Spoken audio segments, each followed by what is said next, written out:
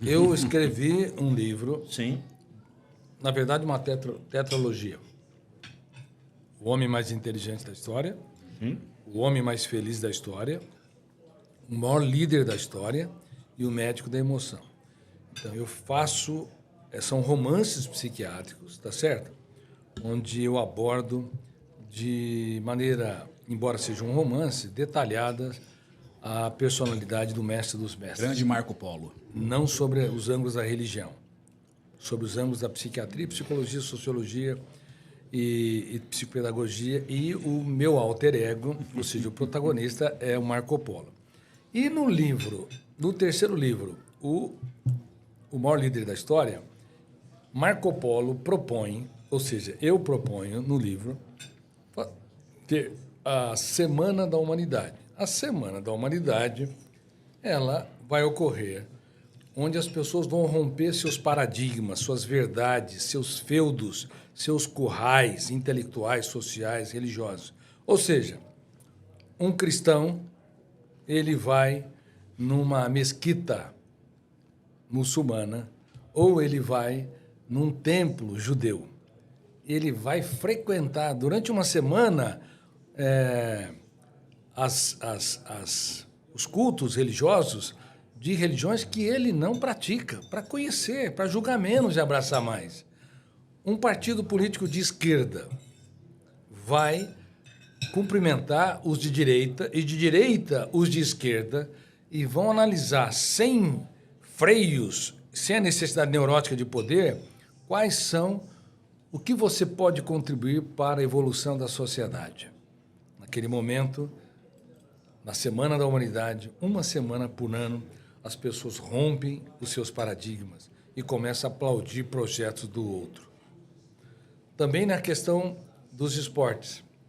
Se um grupo de pessoas torce para um país ou torce para um time, naquela semana vai torcer para um time diferente, vai experimentar romper esses paradigmas. Os vizinhos dos apartamentos que moram há anos e não se conhecem, eles vão começar a levar um prato feito e um presente para os vizinhos de baixo, de cima, não importa, para conhecer e explorar o território da mente positivamente das pessoas, se tornar um garimpeiro de ouro. Já pensou se houvesse uma Semana da Humanidade onde os seres humanos eles se despissem das suas verdades, da sua arrogância, da sua necessidade neurótica de poder, de estar sempre certo, de controlar os outros para se tornar apenas um ser humano em construção que contribui para que o outro seja feliz? A nossa espécie ela tem baixo nível de viabilidade. Vou falar uma coisa muito séria do ponto de vista sociopsicológico. Porque o primeiro ato do teatro mental não é consciente. O primeiro ato do teatro mental é inconsciente. Não é o eu que atua pilotando a aeronave mental, dirigindo o veículo da mente. São fenômenos inconscientes. Por exemplo, enquanto eu estou falando, está detonando o gatilho naqueles que estão nos ouvindo. Tem mais de 3.000 pessoas nos ouvindo e vendo agora. Como é que vocês conseguem entender cada verbo que eu conjugo espacialmente? Como é que faz isso? Não é o eu. O eu não consegue entrar no escuro da memória. Lembra-se que eu falei? O córtex cerebral é milhares de vezes mais complexo que a cidade de Tóquio, Nova York e assim por diante. Tem mais endereços, ruas, avenidas. Como é que nós entramos na memória e resgatamos verbos e conjugamos tempo espacialmente ou entendemos os verbos, os pronomes, as frases, os pensamentos dos outros? Nós não sabemos como fazemos. Não é a tarefa do eu. É inconsciente. O gatilho dispara e está fazendo com que milhares de janelas ou arquivos se abram com milhões de dados e esses arquivos, gatilho, janelas, com milhões de dados, faz com que haja uma varredura quase que na velocidade da luz. Por isso que toda discriminação é um câncer. Não há nenhum ser humano de seu menor valor, por mais erro que ele tenha. Por isso que considerar pessoas pela sexualidade, pela cultura, pela cor da pele, pela condição social, como menor ou maior, isso é um crime. Se você entender a mente humana, você vai perceber que, no fundo, nós somos mais iguais e mais complexos e menos compreendidos no que somos, né, essencialmente, do que imaginamos. Bom, o gatilho dispara, abre janelas e a âncora entra. Se a janela aberta for errada, por exemplo, uma pessoa, ela, de repente, tem claustrofobia, medo de lugar fechado. Enquanto ela está em ambientes abertos, ela está tranquila, o gatilho está disparando, abrindo janelas que não geram tensões, angústia, ansiedade, e ele está conversando, debatendo, andando, por exemplo, pelos corredores. De repente, ele sabe que tem que entrar no elevador.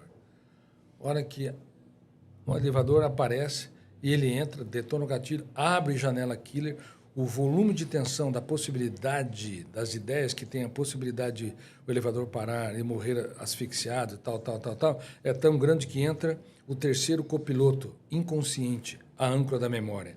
A âncora fecha o circuito, gerando a síndrome predador presa.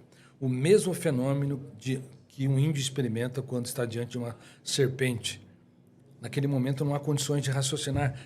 Ele tem que dar um pulo. Ou então um africano diante de uma fera, enquanto ele vê árvores, ou ele vê pássaros, ele vê animais que não oferecem nenhum tipo de risco, está tranquilo, porque detonou o gatilho, abriu janelas light, saudáveis. Mas se ele vê uma fera em posição de ataque, detona o gatilho, abre janela killer, que ele pode morrer, a âncora fecha o circuito, naquele momento não interessa pensar, só interessa reagir. Não interessa saber qual a distância da fera, que velocidade deve ser imprimida para o escape. Não, ninguém raciocina. Então, há um ambiente de fuga e luta. Só que esse problema ocorre na sala de casa, ocorre na sala de aula, ocorre na relação dos casais que prometeram que na saúde e na doença, na miséria e na fortuna eu vou te amar. Só que quando ela contraria, ou ele contraria, quando o filho contraria o pai, ou o aluno, o professor, detona gatilho, abre janela killer em milésimos de segundo, fecha o circuito, e naquele momento nós podemos ter reações completamente injustas, desproporcionais. E é por isso que nos primeiros 30 segundos de tensão, você que está me vendo e ouvindo, dizem as palavras que jamais deveria dizer. Nós não machucamos os outros frequentemente fora do foco de tensão, mas no foco de tensão porque o primeiro ato do teatro mental é inconsciente.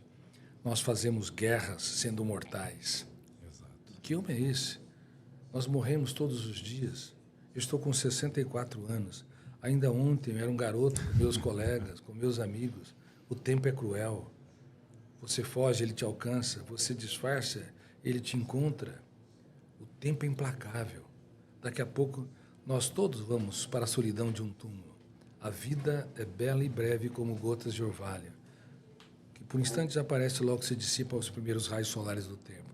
Você quer construir o melhor ano da sua história? Por favor, dilate o tempo. Muitos querem matar o tempo. Não tem nada para fazer.